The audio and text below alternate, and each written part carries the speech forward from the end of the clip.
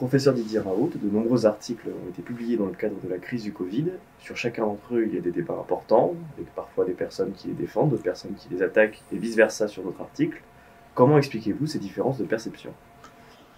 Je pense, c'est mon opinion, j'ai commencé à faire de l'enseignement en maladies infectieuses en 1978, des travaux dirigés, donc ça fait très longtemps que j'enseigne ça.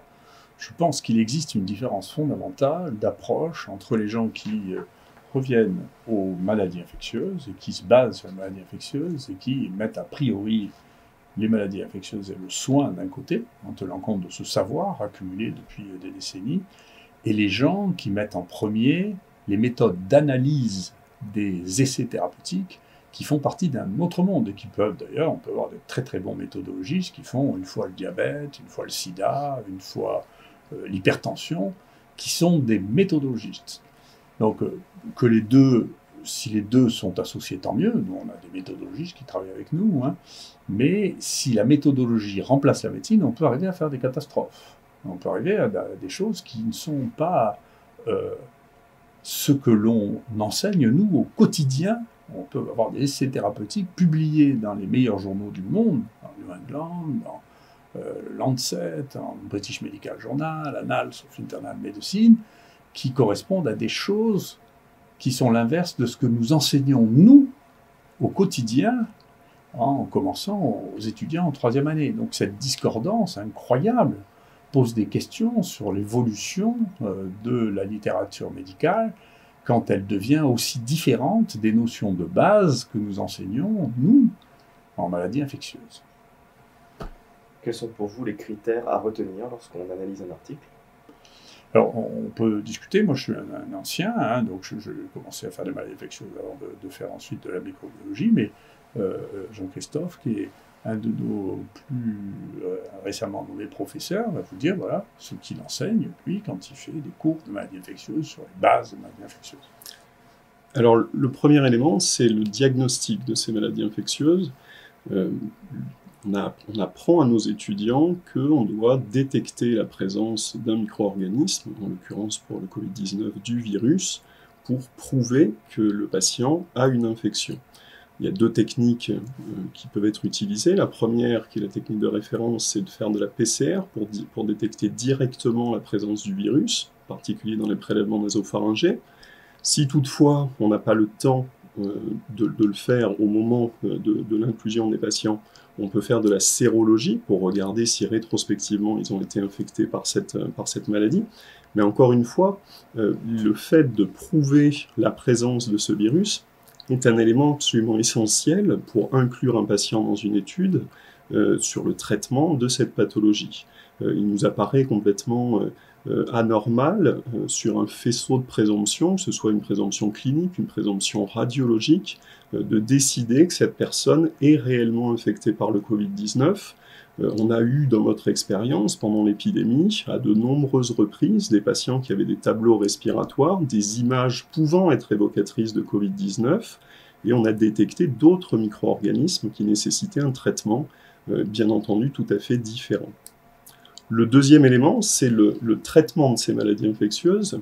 On apprend à nos étudiants que chaque traitement nécessite une dose particulière, nécessite une durée de traitement particulière. Nous, depuis le début, en ce qui concerne l'hydroxychloroquine, on utilise la posologie de 600 mg par jour, cela pendant 10 jours, et on est très surpris de voir qu'il y a des études qui incluent des patients et qui traitent les patients avec des posologies de 400 mg par jour jusqu'à 2400 mg par jour, avec des durées de traitement également extrêmement différentes.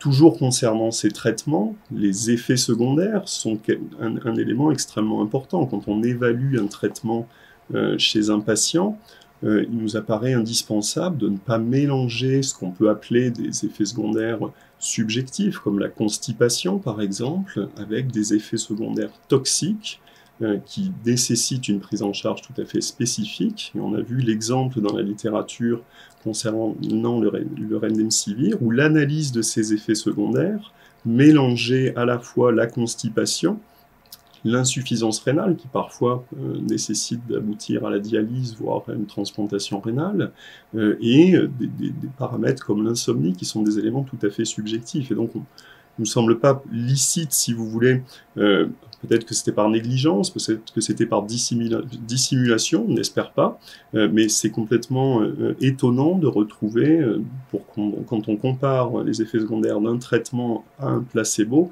de mélanger tous ces effets secondaires pour détecter les différences. Ensuite, un des autres éléments qui pose problème dans les essais thérapeutiques est ici, et qui est un élément là aussi de médecine.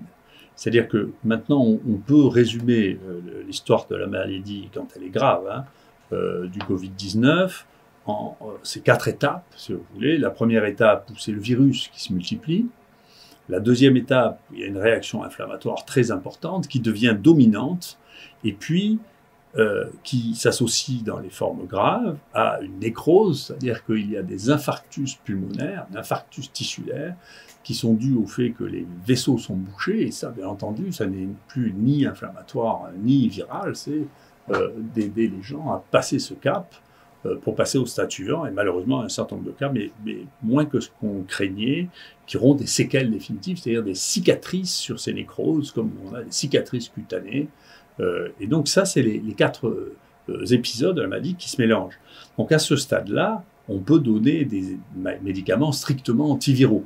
Par exemple, Aldicivir, qui est un traitement exclusivement antiviral, peut avoir, je ne sais pas s'il a, mais en tout cas c'est ce qui est dit, une activité ici, à ce stade-là. Le problème, c'est que la masse des malades qui sont là sont relativement peu malades, et que leur donner une perfusion avec quelque chose qui peut donner une insuffisance rénale à ce stade-là, ça sera une indication qui sera difficile à porter. Ensuite, plus les choses avancent, plus la part liée au virus est faible. Et à ce stade-là, très souvent, quand on en est au stade de la réanimation, il n'y a plus de virus vivant. On peut rester des quelques traces d'acide nucléique, mais il n'y a plus de virus vivant. Donc de donner un antiviral à ce stade-là ne peut pas fonctionner. Donc il faut donner quelque chose qui fonctionne à la fois sur la réponse, qui fonctionne sur la réponse immunitaire. D'accord. Donc, ce qui veut dire que, par exemple, dans un essai thérapeutique, ce qui est le cas de l'essai anglais Recovery, vous ne pouvez pas donner un immunodépresseur à tous les stades de la maladie. Et donc, les résultats ont montré, a posteriori, mais nous, on pouvait prédire les résultats parce que c'est du soin courant, c'est de la connaissance de base. On ne donne pas de corticoïdes à une infection aiguë virale sans réaction inflammatoire, parce que c'est un médicament immunosuppresseur. En revanche, on donne des corticoïdes, ça fait partie des soins courants, des thérapeutiques recommandées dans tous les manuels de référence actuellement. On peut en donner en fonction de la situation chez les patients qui ont des pneumopathies, en particulier de réanimation, les détresses respiratoires qui sont inflammatoires, c'est une recommandation thérapeutique. Donc on ne peut pas faire un essai thérapeutique avec un médicament qui fait partie de recommandations thérapeutiques. On ne peut pas dire « je ne traite pas les gens chez qui c'est recommandé et je traite des gens chez qui c'est contre-indiqué ». Et nous, l'analyse que l'on fait de l'essai Recovery, c'est qu'il y a, si on avait fait du soin courant, il y aurait eu 100 morts de moins en tout, entre les gens qui ont fait une surmortalité chez les gens qui avaient des infections précoces, et les gens qui ont fait une surmortalité parce qu'ils étaient traités par les corticoïdes, et les gens qui ont fait une surmortalité parce qu'ils n'ont pas reçu de corticoïdes alors qu'il y avait une indication thérapeutique dans les manuels de médecine, eh bien il y a eu une surmortalité. Donc ça veut dire que là, cette méthodologie des essais thérapeutiques est venue contre tout le savoir qui est la gestion du malade en fonction du moment où on le tient. Et ça, c'est du domaine de la prescription médicale avec du savoir médical. On ne peut pas faire des essais thérapeutiques comme ça en négligeant le savoir. On ne peut pas faire des essais thérapeutiques contre placebo, contre des médicaments dont on a déjà démontré l'efficacité dans des situations qui sont comparables. Comment faire pour que ce savoir qui est transmis aux étudiants en médecine soit appliqué ensuite et pour que les gens puissent le prendre en compte dans leur analyse, dans leur constitution d'essais thérapeutiques ? Et encore une fois, donc, nous, ce qu'on vient de vous dire, c'est les choses que nous enseignons, nous, au quotidien, à tous les étudiants en médecine. Donc ça doit faire partie du savoir de base des gens qui écrivent et qui rédigent des protocoles thérapeutiques.